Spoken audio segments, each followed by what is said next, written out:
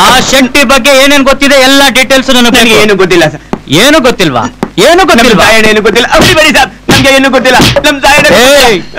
ನಾನ್ ಕೇಳಿದ್ರೆ ಏನು ಗೊತ್ತಿಲ್ಲ. ನನ್ಗೆ ಪ್ರತಾಪ್ ಕೇಳಿದ್ರೆ ಎಲ್ಲ ಏನು ಗೊತ್ತಿಲ್ಲ.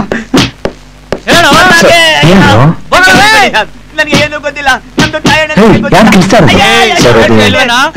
ಏನದು ಸರ್? ಸ್ವಾಮಿಯವರು ಮುಸ್ತಾಕ್ನ ಕರ್ಕೊಂಡು ವರ್ಕ್ ಮಾಡ್ತಿದ್ದಾರೆ ಸರ್. ನನಗೆ ಗೊತ್ತಿಲ್ಲ. ಶಕ್ತಿ ಎಲ್ಲಿ ಸಿಗ್ತಾನೆ? ಸರ್ ಅದು ಏನ್ರಿ ಅದು? ನಾನು ಆರ್ಡರ್ ಏನು ಮಾಡಬಾರ್ದು ಅಂತ ಹೇಳಿಲ್ಲ ನಾನು. ಹೇಳಮೇಲೆ ನಮಸ್ಕಾರ ಸರ್. ಹೋಗು ವಿಜಯ್, ಇವನ್ನ ಡಾಕ್ಟರ್ ಕರ್ಕೊಂಡು ಹೋಗಿ ಟ್ರೀಟ್ಮೆಂಟ್ ಕೊಡಿಸಿ ಮನೆಗೆ ಬಿಟ್ಟ.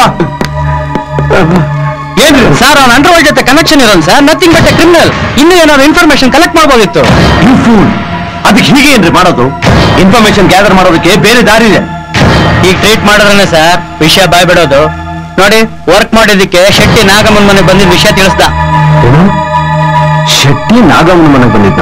Yes sir. ಸರ್ ಸರಿ, ನನ್ನ ಆರ್ಡರ್ ಅಲ್ಲದೆ ಮುಂದೆ ಯಾವತ್ತೂ ಈ ರೀತಿ ಮಾಡಬಾರ್ದು.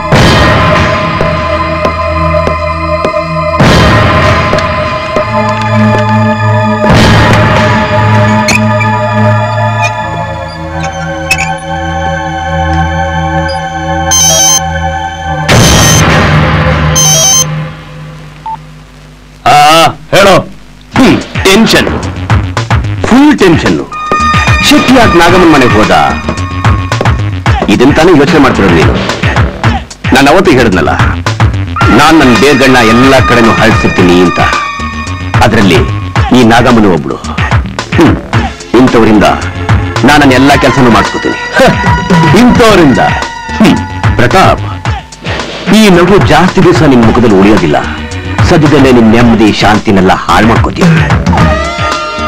ಇಷ್ಟರಲ್ಲೇ ನೀನು ತುಂಬಾ ಬೇಕಾದವ್ರನ್ನ ಕಳ್ಕೋತೀಯ.